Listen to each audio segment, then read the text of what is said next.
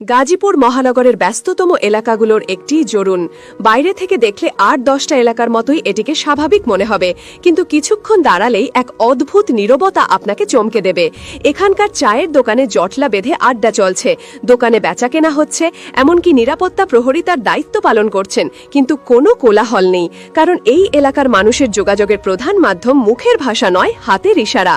গাজীপুরের এই জরুন এলাকাটি গড়ে উঠেছে এক স্বতন্ত্র পরিচয় নিয়ে, যা আজ বোবাদের এলাকা হিসেবে পরিচিতি পেয়েছে। এখানে প্রায় 2 দশক ধরে বসবাস করছেন কয়েক হাজার শ্রবণ ও বাক প্রতিবন্ধী মানুষ। দেশের বিভিন্ন প্রান্ত থেকে পোশাক কারখানায় চাকরির আশায় এসে তারা এখানেই গড়ে তুলেছেন নিজেদের এক ভিন্ন জগৎ। এই জগতে শব্দরা নীরব, কিন্তু থেমে নেই জীবনের কোলাহল। সরেজমিনে গিয়ে দেখা যায় এলাকার দোকানপাট, সেলুন কিংবা সবজি বিক্রির ব্যবসা থেকে শুরু করে দৈনন্দিন জীবনের সবকিছু চলছে ইশারার ভাষায়। একজন ক্রেতা ইশারায় সবজি বিক্রেতাকে দাম জিজ্ঞেস করছেন, বিক্রেতাও হাতের ভঙ্গিমায় দাম বুঝিয়ে দিচ্ছেন।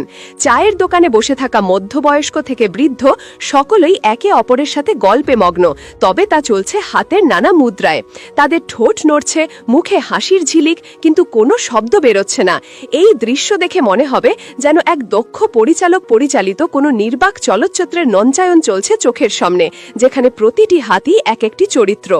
আশ্চর্যজনক বিষয় হল, দীর্ঘকাল ধরে একসাথে বসবাস করার ফলে শুধু বাক প্রতিবন্ধীলাই নন, এলাকার সাধারণ মানুষ এবং ব্যবসায়ীরাও তাদের ইশারার ভাষা রপ্ত করে ফেলেছেন। ফলে যোগাযোগের জন্য কোনো দোভাষীর প্রয়োজন হয় না।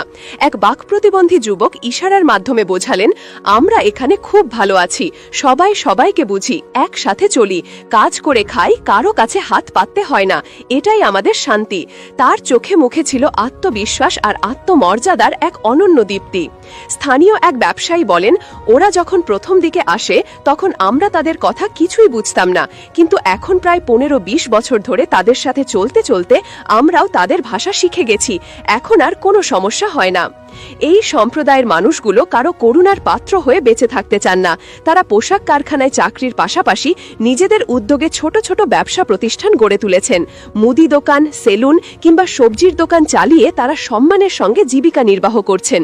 তারা প্রমাণ করেছেন, শারীরিক প্রতিবন্ধকতা কখনো জীবন সংগ্রামে এগিয়ে যাওয়ার পথে বাধা হতে পারে না। নিজেদের পরিশ্রমে অর্জিত অর্থে তারা সংসার চালাচ্ছেন, সন্তানদের পড়াচ্ছেন এবং একটি সুন্দর ভবিষ্যতের স্বপ্ন দেখছেন। তবে এই নিজস্ব জগতের বাইরে গেলেই তাদের কঠিন বাস্তবতার মুখোমুখি হতে হয়।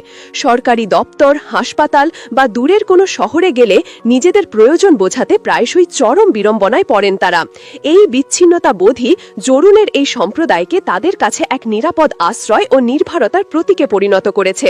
এখানকার নতুন প্রজন্ম, এমনকি যারা কথা বলতে ও শুনতে সক্ষম, তারাও স্বাভাবিকভাবে ইশারার ভাষা শিখে বেড়ে উঠছে। বাবা মা এবং প্রতিবেশীদের সাথে যোগাযোগের এই সেতুই তাদের অনেকের প্রথম ভাষা হয়ে উঠছে, যা এই অনন্য সংস্কৃতিকে প্রজন্ম থেকে প্রজন্মান্তরে টিকিয়ে রাখার এক নীরব প্রতিশ্রুতি তৈরি করছে।